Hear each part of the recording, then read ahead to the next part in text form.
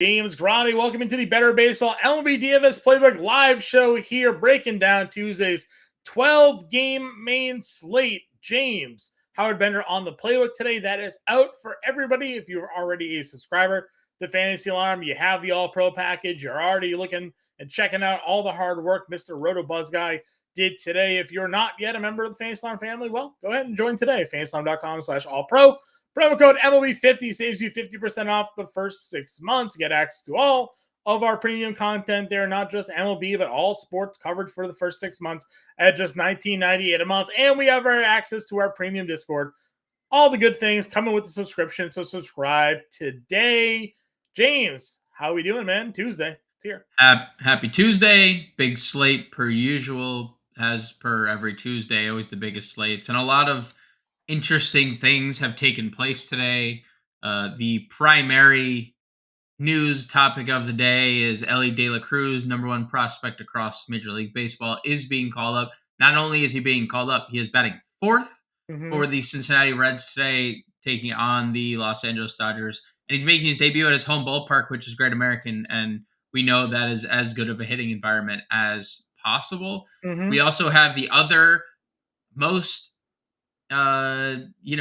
offensive-minded park in play tonight in Coors Field. So we have the best two hitting environments in baseball tonight in Coors in Great American, just to go along with 12 games tonight. So very interesting slate, a lot of good pitching, obviously a lot of good offenses when you just factor in those two parks and the teams that are in them. So should be a fun Tuesday slate. Should be a fun Elly De La Cruz day.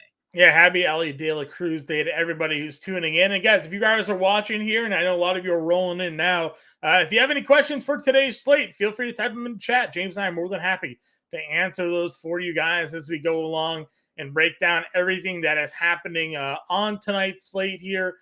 James, when we go take a quick look over into Las Vegas, why don't we talk about some of the high game totals and spreads that we should be paying attention to here tonight? Yeah, so when we're breaking down some of the money line favorites, nothing's changed in terms of the biggest favorite on the board, Mitch Keller. It's only gotten bigger. Open minus 222 against the Oakland Athletics. That has ballooned anywhere from minus 250 over on DraftKings to minus 290 over on FanDuel. So Mitch Keller and the Pirates are massive favorites tonight against the Oakland Athletics. Kevin Gausman minus 145 against the Houston Astros. Tony Gonsolin and the Dodgers against the Elly De La Cruz. The Cincinnati Elly De La Cruzes are plus 160. Tony Gonsolin minus 190 on the road. We have James Paxton and the Boston Red Sox and Shane Bieber and Cleveland Guardians pretty much even. Minus 115 to Paxton on the road. Bryce Elder's a sizable favorite in the Braves, minus 165 on the money line there. We have Joe Musgrove in the late night window, minus 135 as a big favorite. Dane Dunning, minus 140. Dane Dunning and the Texas Rangers take on the St. Louis Cardinals. When we go over to the over-unders, this is where things get interesting. We have 10 implied runs in Arizona and Washington. Some places 9.5, most places 10, but still 9.5 is a good total. We opened LA and Cincinnati at 10 implied runs, Sean. It is now ballooned everywhere to 10.5. No surprise there when you factor in Luke Weaver on the mound for the Cincinnati Reds this evening. 10.5 implied runs now in Mets Braves. And you and I had talked about it last night that it was kind of surprising because Bryce Elder's a good pitcher. The Mets are batting Dan Vogelbach fifth. And yet that game went from 9.5 to 10.5 everywhere. 10.5 implied runs. Some places the over is the favorite currently. 12.5 is what the San Francisco Giants and Colorado Rockies opened at, John. 11 implied runs, down in a run and a half. And we've seen this kind of trend a couple times this year where first games at Coors Field has not been so fruitful for many teams. So maybe, the bettors are sharp to it. The under being bet significantly. Significant. If a run and a half from open, and that's where we sit. And then 10 implied runs here in the Cubs and Angels. And that is the one of two of our late night hammers.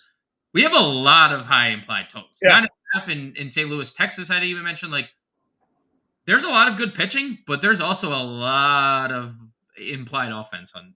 Yeah. We have some weather to pay attention to here on the slate as well. Oakland, Pittsburgh, we have wind blowing out. Chicago, New York, we have wind blowing out to right field here tonight, as if that ballpark needed any help down the right field line there. We have winds blowing in Cleveland, Boston matchup there. Mets, Atlanta, potential for some rain, maybe a late start there. And then in Coors, also some rain there could cause a delay. So always key to pay attention to the weather, pay attention to the wind. Sometimes that is certainly can be a boost or a detriment to either hitting or pitching. So go check out the MLB Weather Center that we have over at Fantasy Alarm there, and make sure your lineups are not going to be in danger when it comes to building out there today. James, let's get into it. Again, if you guys are in chat, you have any questions for us here today, feel free to throw them in there. And we're going to talk about some pitching. Our guy JT in chat already asking about Tommy Henry, so why not just go down to the value tier here? $7,000 going up against Washington. He is a lefty. It's going up against Washington. We have generally avoided left-handed pitching against the Nationals here, but as we talked about of late, Nationals been hammering righties. Tommy Henry coming off of a tremendous start, 7 shutout innings against Colorado. Answer JT's question. Tommy Henry, question mark. Are we in on the D-backs lefty tonight? Not in on 3 question marks. We could leave it at the 1. So shout out to you, JT, with your 3 question marks. Here's the 2 key things we need to know. 1, Tommy Henry faced Colorado Rockies on the road his last start. And Colorado is 29th in the league in OPS against left-handed pitching. They also have a 25.9% strikeout rate. Are either of those numbers good, John? No. Actually, they're terrible. They're actually terrible. Actually, they are in fact terrible. Yeah. Tommy Henry is also a guy that has very limited strikeout upside, but had a boost in strikeouts due to a decent matchup against Colorado. The Washington Nationals this year, John, point number 2. Yep. Despite being good against right-handed pitching of late, on the year, they rank 7th in OPS against left-handed pitching. Not 7th from the bottom, not 7th 3 rows over. Overall. 7th from the top, overall. And it's something that we've mentioned time and time again. They are 7th in OPS, they are 7th in WOBA, and they have a 17% strikeout rate this year against a guy who does not miss bats. That is the worst strikeout rate in the league.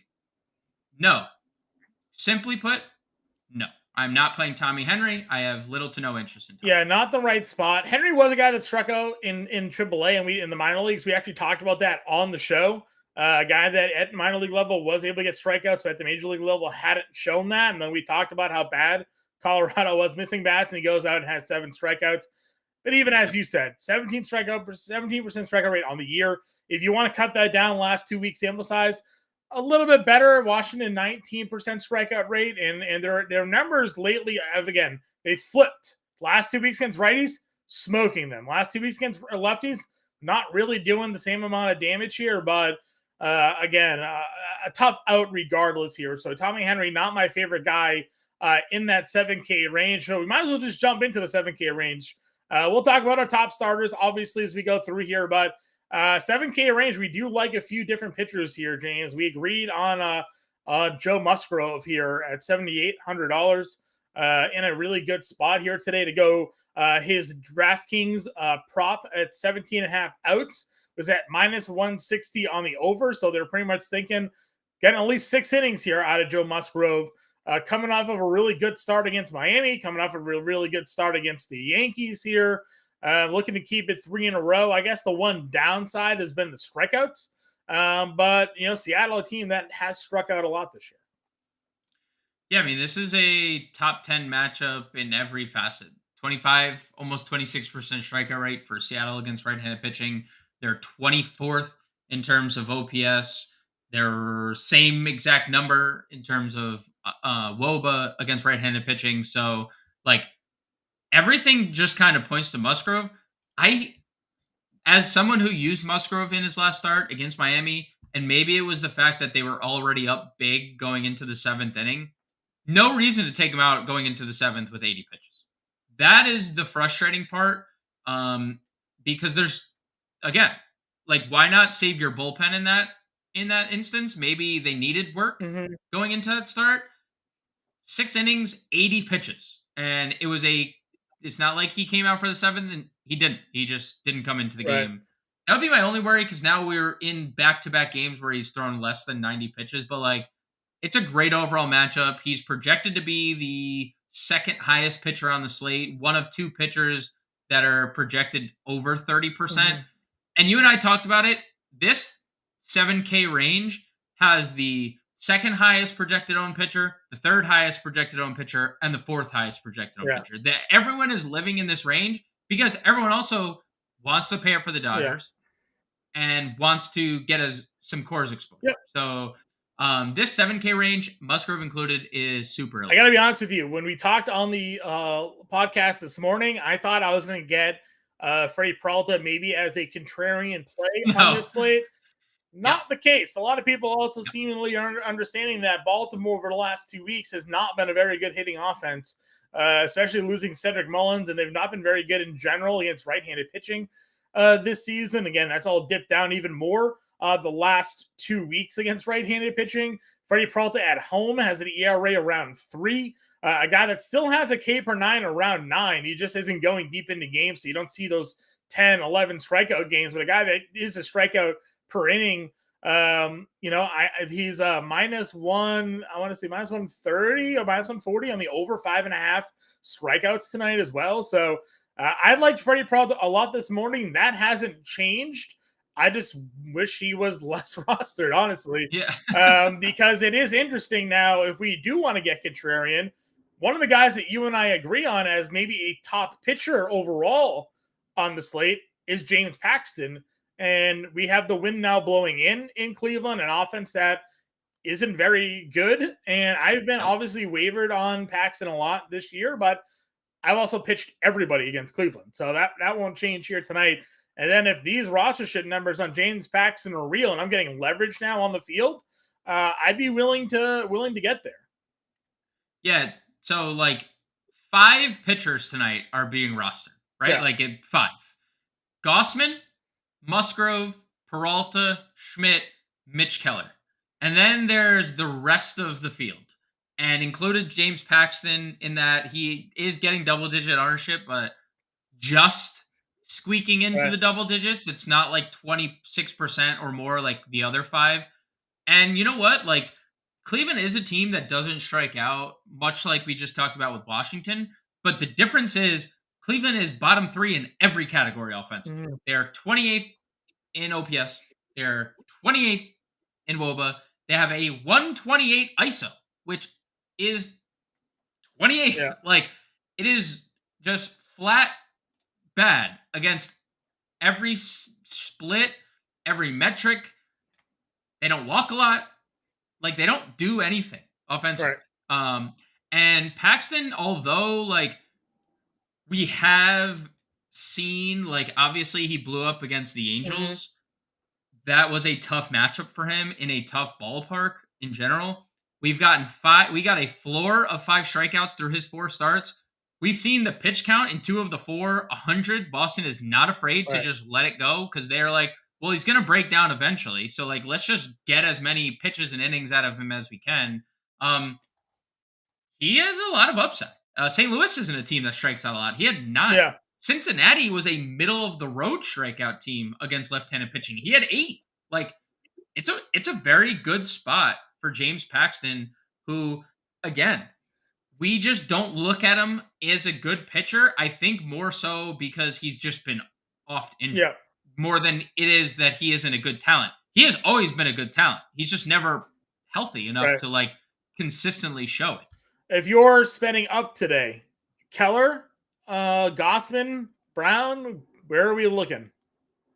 Gossman, I would rank them Keller, Gossman, Brown, and I think the first 2 a tier above Brown. I'm not necessarily sold on Toronto's offense continuing to just be bad. And Yeah. I know that they're going to break out.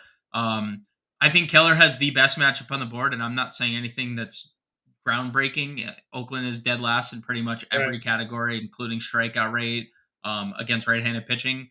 And we talked about on the podcast this morning, there is reason to believe Mitch Keller's just been very unlucky in the last two Right. starts. He had his last start, BABIP was over 6 or 7, and his xFIP was 2.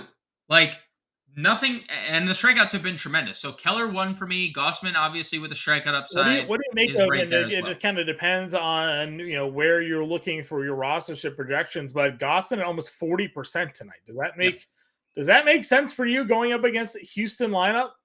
That Gossman is 40%, because for $100 cheaper, you get Keller almost 15% cheaper. So in terms of rostership, that feels like a good leverage play as well, if these projections sort of play out the way we've seen Right.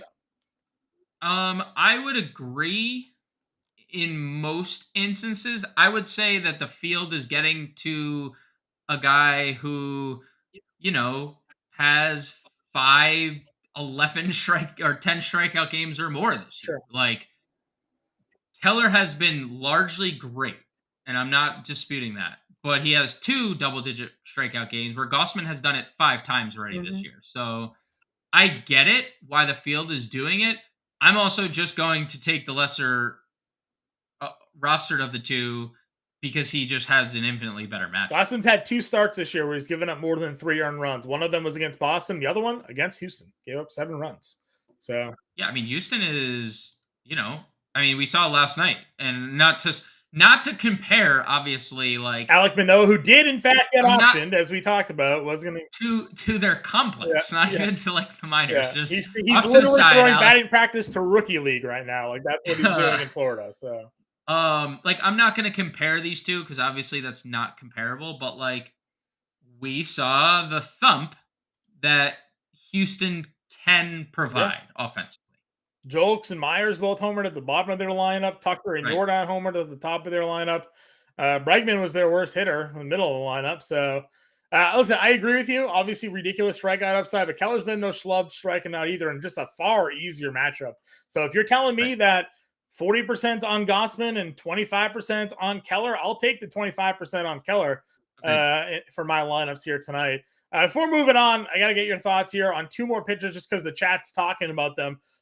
Kyle Gibson, our guy Mark in the chat here, always throws us Gibson. We always tell him no, except for the one, I think his last start where he ended up sucking for us. Would you play Gibson here against Milwaukee?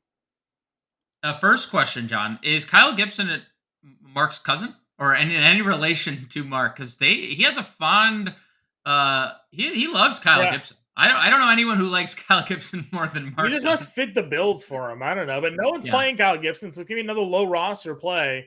Because like we mentioned, a lot of people are living in the 7K range. They're not living with Kyle Gibson.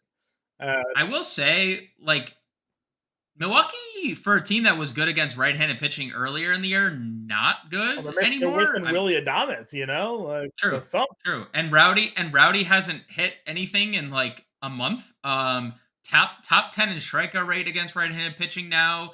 They are 20th in OPS against right-handed pitching. Like they used to be top 10 in pretty much every category. Here's my problem with Kyle Gibson.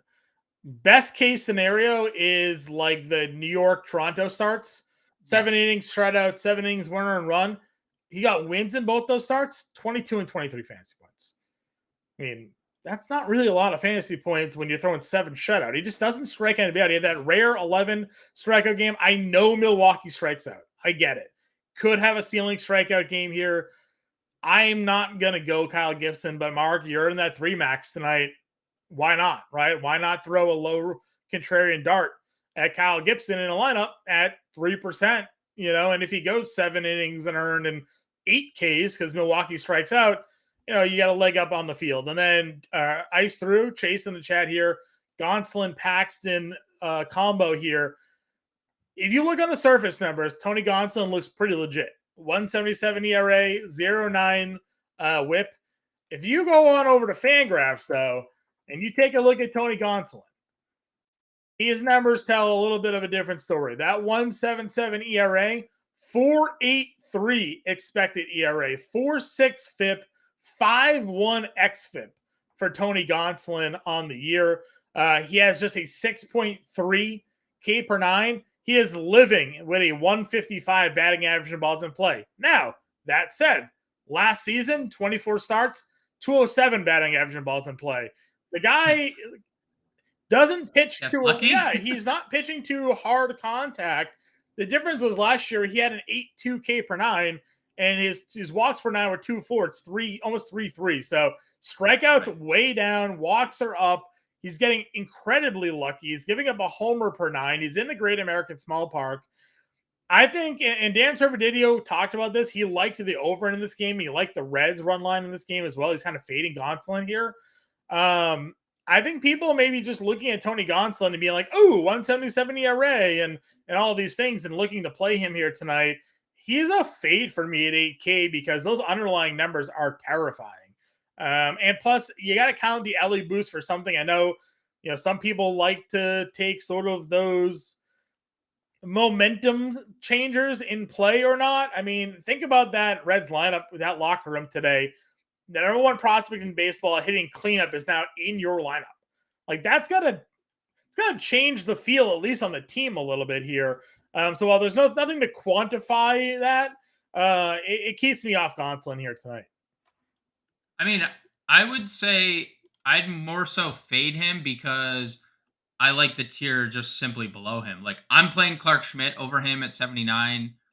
We talked about the White Sox only 2 lefties tonight. Bold strategy, but Clark Schmidt doesn't get hit by righties, only gets hit by lefties. So the White Sox put 2 lefties in the lineup. I'd rather play Musgrove for 200 cheaper, and I'd rather play Peralta. I know the ownership discrepancy is obviously significant between them, but you're asking in the chat, Gonsolin-Paxton combo, you're already getting different with Paxton. Right. You don't need to be completely contrarian with your every move you make. You're being contrarian enough with Paxton. If he goes for 25 to 30 fantasy points at 10%, that's already a W. Okay. So I just prefer the other tier. I'm not really I don't really subscribe to that, like what you just mentioned either. I'd rather just numbers be in front of me to tell me why someone's a good play versus a bad play. I don't like the peripheral numbers. I think that's more quantifiable than like getting momentum. Like rah in the locker room person. Yeah, I agree with you there as well. Again, the number, like if you look at the splits too, lefties on the year hitting 111, righties are hitting 190, but it's just he's a 155 batting average in balls in play, just not sustainable. And now you're going into one of the best hitting environments in baseball. So I'm off Gonsolin there. I think the Reds could be, I don't know, maybe a sneaky little stack there tonight. So I like it. James, a little new thing we're going to do here before we get into the positional breakdowns here. We want to kind of talk about some batting order and batting lineups that we have here for today. Just kind of go through maybe things that are standing out to us, things that have changed. Like you mentioned, the White Sox, they're just 2 lefties in their lineup tonight. Benintendi, Gavin Sheets. Obviously, Yohan Moncada is a switch hitter, so they'll have 3. Ellie De La Cruz getting called up and stuck immediately, hitting 4th here tonight. But what other sort of lineup notes are sticking out to you here tonight?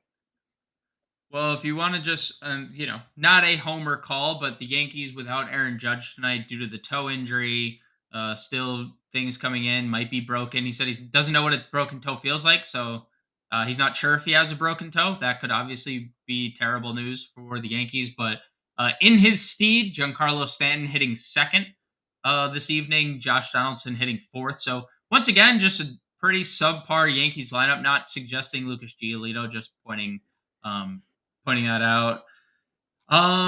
Daily De La Cruz obviously hitting 4th is interesting. The Royals leading Michael Garcia off this evening is interesting. The Dodgers have their premier, I would essentially say their premier lineup in tonight. Betts, Freeman, Smith, Muncy, JD Martinez, David Peralta, Jason Hayward, Vargas, Rojas this evening. The Nationals, let's see, is our boy in the lineup? He is not in the lineup tonight. Vargas, Vargas tonight for the Nationals. That is unfortunate because he has been hitting lefties extremely well. The Phillies going with the Trey Turner fourth experiment once And he again. hits 2 home runs. You might as well, right? 4 hits, 2 home runs, run it back. Let's see, what else do we have? The Guardians are getting Josh Bell back. He was on paternity leave for a few games. He is a switch hitter. They implemented him in the 5-hole this evening. Brandon Belt back in the lineup for the Blue Jays, hitting fourth. I know he had day off Monday. That made Howard Bender a little teary-eyed on a call that you and I were on this Yeah. morning. You made a comment earlier today about the Giants making a roster move. We don't have an official lineup for San Francisco here, but thoughts on maybe San Francisco getting a little bit healthier going into course tonight? Yeah, they sent they optioned Bryce Johnson, who's been their utility outfielder this year. Played 25 games, just hit 175. But the only reason you'd probably send somebody down is if you think Conforto and Yastrzemski or one or both are going to be active tonight. Conforto's missed a few games with the heel injury that's kept him out for a couple times this year. Yastrzemski had the side tightness is what manager Jock Gabe Peterson Kapler is going to be activated today, and Jock Peterson also active. So they could actually just have like potentially a full-fledged outfield heading into course tonight. We don't, again, 3 like John lefty mentioned, outfielders back in the lineup potentially against Dylan Lamet tonight. Is that what we're saying? Yep. And potentially like Sable DHing, and then maybe even like, implement and what's his name? Patrick Bailey catching. Like they could just have all these lefty bats Monte in Wade tonight against left-handed, Dylan right? Lamet. Played first. So the Giants' potential with lefties is kind of endless. How about Dan Vogelback hitting fifth tonight? Makes me like Bryce Elder a little bit. Bryce Elder a little bit more, right? Not relevant today's slate, but Jacob deGrom undergoing Tommy John surgery. He is done for the Texas Rangers this evening. And then the latest lineup that we got, John, I find this a little interesting. Milwaukee is sending out John Singleton in the 2-hole this evening. Maybe Kyle Gibson, you do fire up, like 10 home runs, 483 slug at AAA this year. A guy that was out of baseball. They're trying Eric Timms again, huh? They're trying to do this whole thing again. Did Singleton go to the KBO or Japan? Because like Timms went to Japan and hit like 50 home runs. Yeah, he sure did. Yes, he sure did. So maybe if that's what they're doing, but Singleton was made a lot of headlines as a top prospect. Before ever playing a game, the Astros gave him like a $10 million contract. Yep. And then he came up and he had about 130. And that was it. They bought him out of that deal. They paid him a whole bunch of money to not play baseball for them anymore. So that was one of those shocking contract deals for a guy that's never played that did not pan out. So that is interesting. Singleton there hitting, what'd you say, second tonight? Second for Milwaukee. Okay. All right, let's go into catcher spot here, James. Again, we won't spend too much time talking about players we're not going to be targeting. Talk to me about your top catcher option here today. Top catcher is W.D. Smith. Luke Weaver's been terrible against righties. We get the Great American Field bump. Hitting 308 on the year, 343 over his last 10. Give me W.D. Will Smith as my top catching option of the day. All right, I like the top spend. I'll go back. Go back to Yan Gomes here. At $3,100 as well. Hopefully, he won't find himself pinch hit for it. That was kind of upsetting. That was a tilter. That was a little tilter, but another lefty on the mound. We know Yan Gomes historically kills left-handed pitching. So, Yan Gomes at 31 and Will Smith for sure, the top two guys that we like for top-end pricing and value. In the mid-tier, we know Coors will be popular, whether it be Bailey or Sable, both catcher eligible for tonight's slate. Anybody else at catcher for you here tonight, man? Ownership going towards Smith, Sean Murphy, and Gabriel Moreno.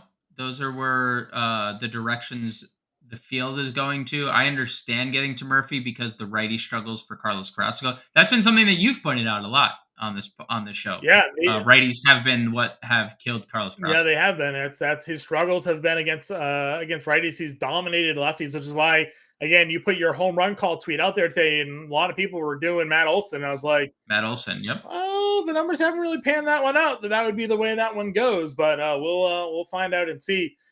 That's just the way the cookie crumbles, John. Oh, Cookie Carrasco, Bang. Cookie Crumbles, Matt Olson, got it. First base position here again. Matt Olson is $5,600. Not where I'm going tonight.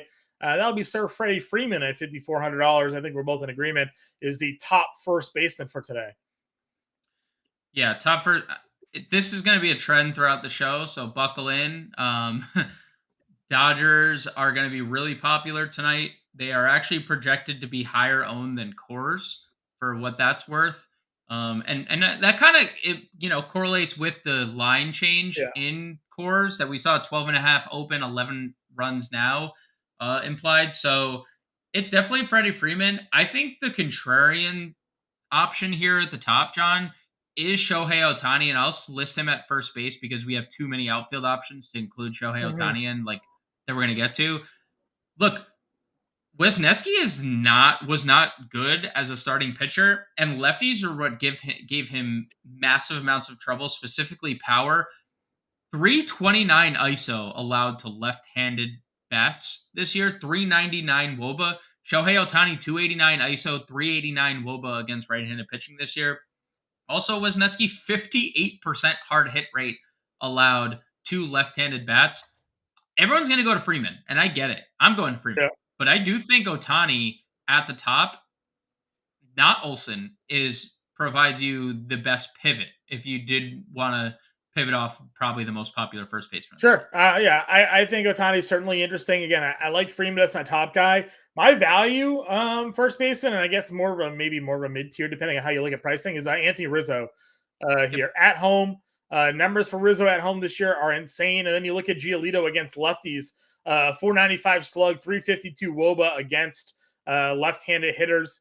And then Rizzo at home, just, again, crazy numbers. I'm not even really too worried about Aaron Judge not being in that lineup here. If anything, maybe it helps Rizzo out a little bit more. But 390, at home this year, I did this earlier, 362 with a 612 slug at home this season. So give me Anthony Rizzo at 4K today. Yeah, love Rizzo at home. That's death taxes, Anthony Rizzo at home. I'll stay at that same price point and go Lamonte Wade in Coors Field. We know how bad Dinelson Lamet has been this year. Just for context, 467 WOBA allowed, 242 ISO to left-handed bats, 48% hard hit rate. Lamonte Wade, 201 ISO, 403 WOBA against righties. Game blouses for Lamonte Wade. Yeah, and I mean, listen, I don't know what you see for rostership there on the Giants here today, but could be a pretty good stack, alt stack, given the pricing. We talk about like everybody's gonna play the Dodgers. Well, you got to find a cheap way to get them in there. Stacking with the Giants because of how cheap their pricing is today. That's a really interesting way to go about getting your Coors exposure and getting your Dodgers exposure. If those numbers are right in terms of expected rostership on the Giants, I am 100% in on that one for sure. There wasn't much else for me at the value spot. I don't know if there was any other guys that you just wanted to throw out there for people at home. No, I mean, Amanda Rivera is projected to be pretty popular. That's due to the multi-position eligibility. Anytime we get multi-position eligibility, usually they're a little higher owned. Jake Irvin has been bad against both sides of the split. Amanda Rivera has been pretty good lately. Not a lot of power, 343 over his last 10 games, but no home runs. So, like, if you're stacking Diamondbacks, which, could be a pretty contrarian stack tonight, I don't think a lot of people get there, especially, when you're paying for Dodgers and Coors. I think Amanda Rivera could be a cheap punt if you wanted to go that direction. Yep, I'm with you there. Over on at second base here, again, your top guys are expensive. Betts and Simeon right up there. Simeon hitting over 300 now against lefties. Betts, obviously, we know Weaver, back-to-back 2 home run games. So certainly a guy that can do the damage. But who is your top second baseman here for tonight? Thairo Estrada coming off the IL again, another Giant we're getting back here tonight, John. Really hard not to play him at $5,000. That's actually cheaper than we've had him in a long time. He's been like $6K for a 53, bit, right? $6K, yeah. And we know Thairo Estrada has excelled against right-handed pitching specifically, and Dennis Lamet doesn't discriminate righties or lefties. He stinks against both. Right. I mean, 405 WOBA allowed to righties this year, 185 ISO. So if Estrada is activated and in the lineup, we don't have anything as of now from the Giants, but the expectation is he's going to be activated, then it would be him. If he's not, you could obviously use Mookie Betts here. It would be Ketel Marte for me. I just mentioned, I think that the Diamondbacks are a contrarian stack going up against Washington. Jake Irvin has been good for one start this year and has been awful in every other outing he's made. And he's been really, really bad, especially against left-handed bats. And something that you and I have talked about a lot about Ketel Marte is his ability to hit left-handed pitching. It's been kind of even this year. He has 6 of his home runs against righties this year. He's been really good of late, just in general. But he has a 330 WOBA against righties this year. And Jake Irvin, that's where he's been really bad against lefties. 398 WOBA allowed, 263 ISO. So if Estrada's off the aisle and in the lineup, it's him for me. If he's not, it's Marte. Sure. Value play for tonight. I think we both like Vargas, 3K. Yes. Guy has just a lot of power. Not really, his numbers really don't look good in general, but I mean, we know that this is the right split for him here. So I think that's fine against Weaver. Given how bad righties have been against Weaver, or how bad Weaver has been against righties, I think Vargas is in a good spot here tonight. Yeah, and the numbers don't look terrible specifically for against right-handed pitching. 188 ISO, 337 WOBA. You mentioned the power. Yeah. Like he also has a 14% walk rate. So if he's just on base all the time, like he'll be on base for Mookie Betts half the time.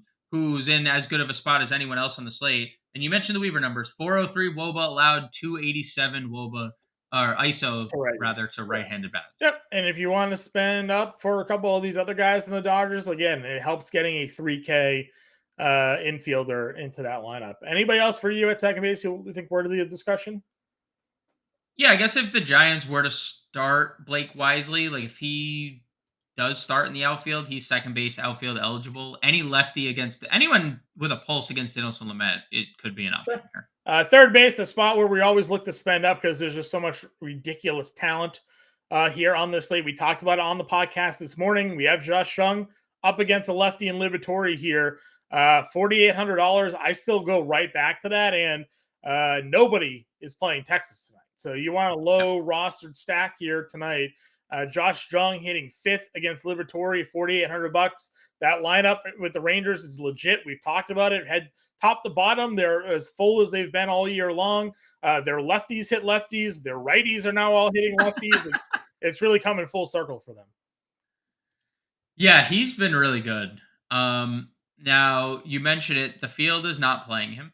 So you obviously have an edge there. 358 ISO against left-handed pitching is absolutely ridiculous. Liberatore has been good, but like peripherals small sample suggest size, that there's only a couple starts. The peripherals suggest he's been better than his numbers indicate too. 5.73 xFIP, only an 18% strikeout rate. Jung does kind of strike out a lot, so it's good to see someone on the other side with a low strikeout rate. He actually doesn't strike out that much against lefties, just a 19% strikeout rate. I like Josh Jung as leverage. The field is obviously, honing in on 2 guys. It's Max Muncy, who I think is perfectly fine. He has massive numbers against left-handed pitching, or right-handed pitching from the left side, and Austin Riley. I think the Riley thing is interesting because, again, it just goes to kind of what you're talking about, John. And I just haven't been able to shake the fact that this game opened at 9.5 first off, because we don't typically see that with a really good pitcher on one side of the slate with Bryce Elder pitching. And then not only did it open at 9.5, it's been bet up to 10.5. That's after the lineup comes out with Vogelbach hitting 5th. So it's not after the lineup. That is really just drawing me into Atlanta. A lot of the Braves' best hitters are from the right side of the plate. So I think that's doing a lot. And like I said, righties against Carrasco are the ones doing the damage. It's not the lefties tonight. So sure, Albies will be switch hitting on the wrong side. Rosario will be hitting from the left side, but like who else is a lefty bat in that lineup? Like there's Olsen, Michael obviously, Harris. but I mean, like, you know, Acuna and Riley are right there from the right side of the plate that can do some damage in that lineup. So and Murphy. Murphy, Darno, three of the top four. Both, right? Like Darno not in the lineup. Okay. They're playing 5 righties and 4 lefties tonight. So I like Riley just for the splits there as well. Same price as Jung, so the pivot off of him there. Yeah, definitely a pivot. And truthfully, like Jung has been better than everyone else at this position. Like Devers is not doing well. Arenado, we know, like is struggling mightily. McMahon likely gets 2 at bats against a left-handed pitcher, and he hasn't been good. Ramirez has not been good all year. Bregman's been good, but we're not obviously targeting Gossman. It feels like Muncy, Jung, Riley are the 3 clear-cut best plays, and then like honorable mention to JD Davis but like the problem is, are you paying $4,700 for JD Davis when you can pay $4,800 for Riley or Josh Jung? Yeah. The field is, by the way, getting to JD Davis. Coors Field, I guess that's where it's 100% Coors Field. Well, and we've talked about it a lot this year. He has hit righties much better than he has in the past. That's been the best part of the split this year. And as we talked about on the stream this morning, or the podcast this morning, no real value at third base today. No, our usual suspects aren't here, and the guys we do like to play are not in great matchups. So we find ourselves spending up tonight at the third base position. Yeah, just spend up. I think this is a position that we're about to go to a position that has 2 of the best values on the slate. That me and Fantasy Alarm Zone Justin Vreeland just had a very a very positive discussion about in our Discord, and Ellie De La Cruz and Tucupita Marcano at shortstop. Both, one is $2,000, one is $2,100. Spend up at third, pay down at shortstop. Mm-hmm. Yeah, 100%. Shortstop, as we're here, as you mentioned, Ellie De La Cruz is hitting cleanup, and he is 4th, $2,000. So, what do we think tonight for the rostership for Ellie De La Cruz here? I don't know, because look, he is not even the highest projected owned shortstop, and this was kind of my argument. You and I have talked about this a lot. Fernando Tatis returned 2K. 20% of the field played him. Royce Lewis returned in a really good matchup. 2K. He was 2K for like 3 slates, including after he homered and nobody played him. Right, 20%. Ellie De La Cruz is making his debut.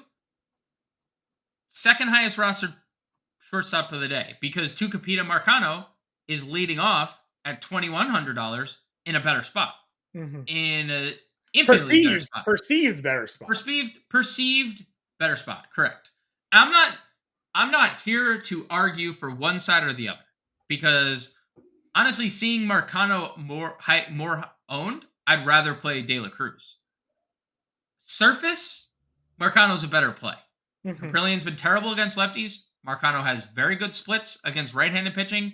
The Pirates have a 5.5 implied team total. Everything really shapes up for the Pirates tonight. On the other hand, Ellie De La Cruz hitting 4th. The Reds get Jake Fraley back. It obviously lengthens their lineup with Fraley and De La Cruz in the top half of it. And he's going to be all those underlying numbers for Gonsolin. Right, all the underlying and the ballpark. Yeah. Sprinkle on top. It's the 2nd best hitting environment in the league. Yeah. So like, I think this is a position you just don't mess around with, and you're using Marcano or using De La Cruz. If you want to be different, be my guest. There's Seager. Volpe's hitting 5th tonight. Ezekiel Duran is a good value play if you want to get to Texas. He's $3,000. But like, why would you not just play one of the 2 free squares tonight? I agree, because we're gonna get to the outfield where there's gonna be guys that we want to spend up for tonight, and we're already spending up at third. We've clearly stated our case for Freddie Freeman as the top first baseman of the day. Yep. Like, it just feels unnecessary to go anywhere else but Marcano or Cruz. And again, you can. I'm not sitting here saying like our word is gospel. Only play these 2. But like, why? Why? Take the free square. The majority of the field is going to be right there with you. We talk good chalk, bad chalk all the time, right? And if either of those two guys go out there and give them 10 fantasy points, which isn't a lot, at 2K, you're behind. You're now behind the 8 ball because you had to figure out where to make up that salary that everybody else got.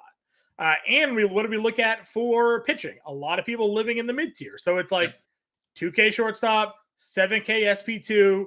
You're spending up for Gossman or Keller or I'm blanking on the third pitcher that was up there in the 25% range there. Clark Schmidt. Yeah, Clark Schmidt, right.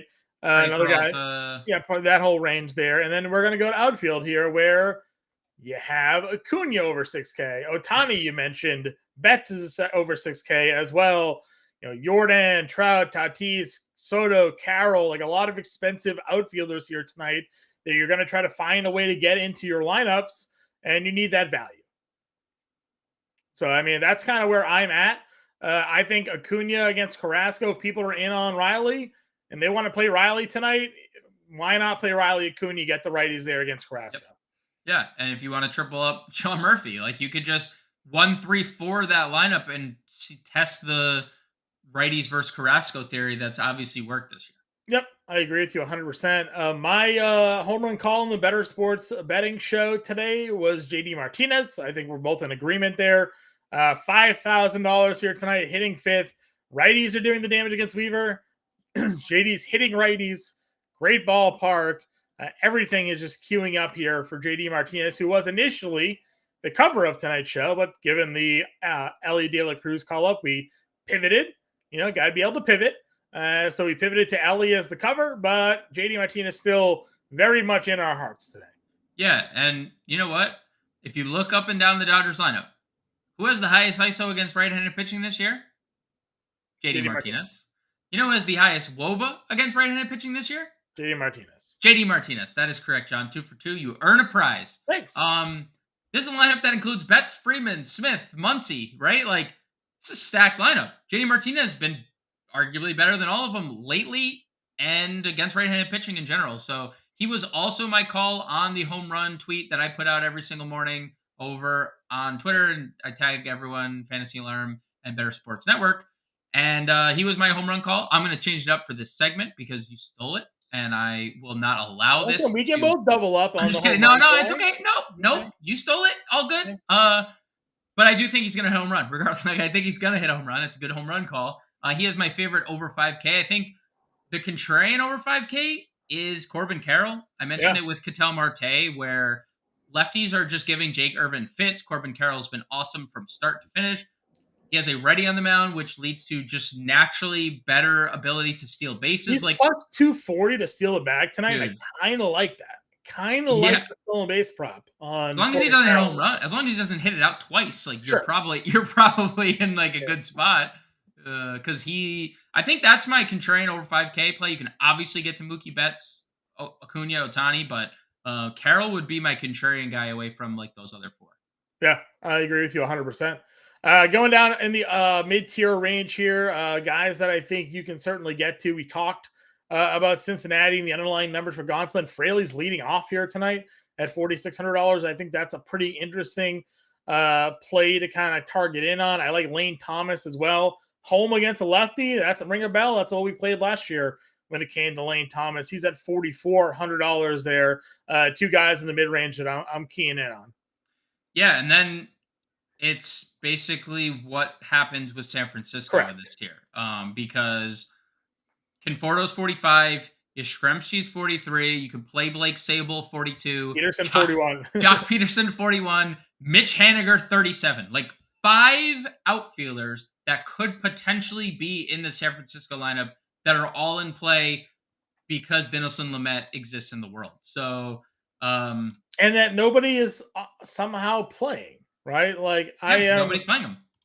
It seems now we're looking at multiple sources here too. It's not just one versus another. Like we're just kind of scoping around here to see, what maybe the consensus for rostership is and how nobody's playing the Giants tonight against Dinelson Lamet. It feels like the algos just must be wrong everywhere. I don't know, because I am playing the Giants against Dinelson Lamet. And if you guys are watching here tonight, hopefully you're playing the Giants with us, because we could be in for a pretty good night if what we expect to happen happens and the relationship numbers are as low as they're appearing to be. So, that's I'm with you there, man. I mean, the problem I think we're gonna have is like we have to decide.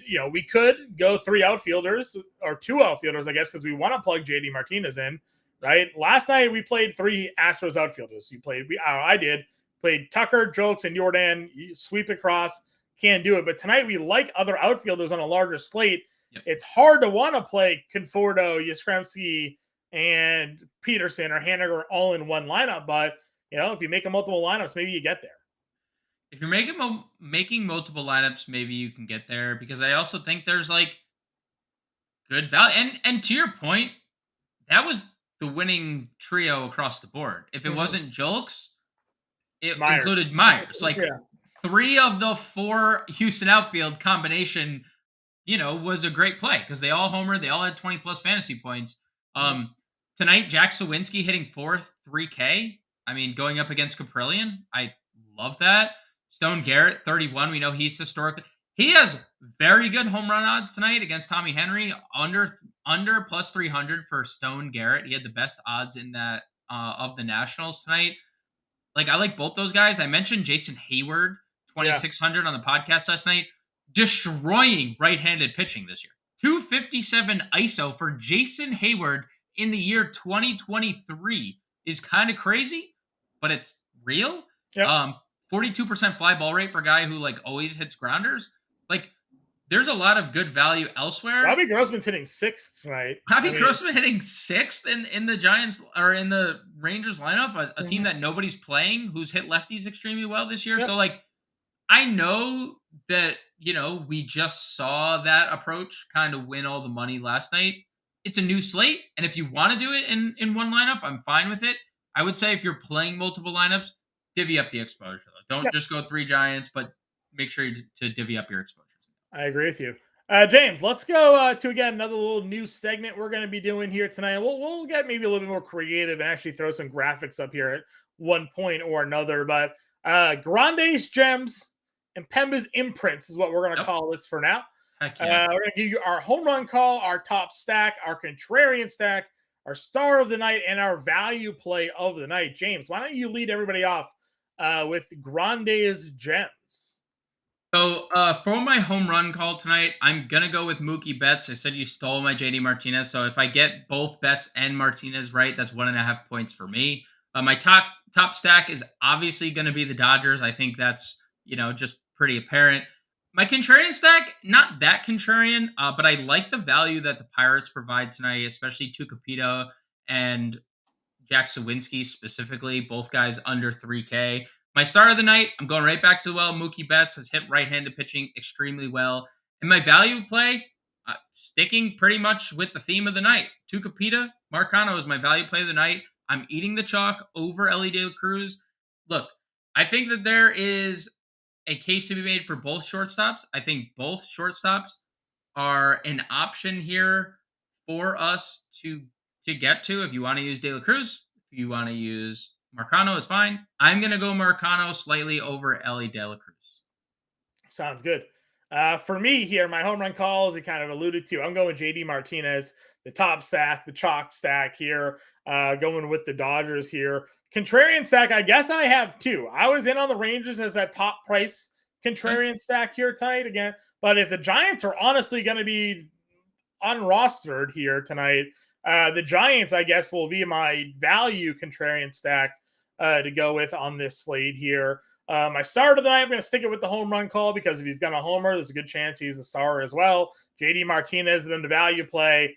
I mean, why not go with the kid, Ellie De La Cruz here at 2K? All those underlying numbers for Gonsolin in the Great American Small Park. I know you can't quantify the momentum here, but, could have that special air in the air, we'll say, in Cincinnati here this evening. So, James, with that said, how about we build some lineups for the folks? Yeah, let's get it. All righty. Given what we've talked about with rostership here, we were in on Paxton. So we kind of liked Paxton at 86. Would you rather go Keller at 10.9 or find someone in the mid tier here? Probably the mid tier. And now that's not to say I don't like Keller because I'm playing 3 lineups tonight. I have Mitch Keller in one of them. Keller and But Paxton get us 38 to play. We know we have a 2K infielder. you just can't play Dodgers, I don't think, with that, right? Let's find out. We have time here. Let's build a quick lineup. We want Freeman, right? JD, and maybe Hayward. I would say we'd probably have to play Hayward in this specific build because I don't know. Like I know we're gonna get Ellie or Tucapito. Like those are the Go Jan. Yep. Go Vargas, maybe. Could do that. Get a 7-8 combo here. Now we have 4,700 for the third baseman. That's Josh Jung, right? Yep. And then we have a $4,600 outfielder. Didn't love this tier, but it's Fraley. Like Conforto. Conforto. Oh, true. Well, I'm thinking.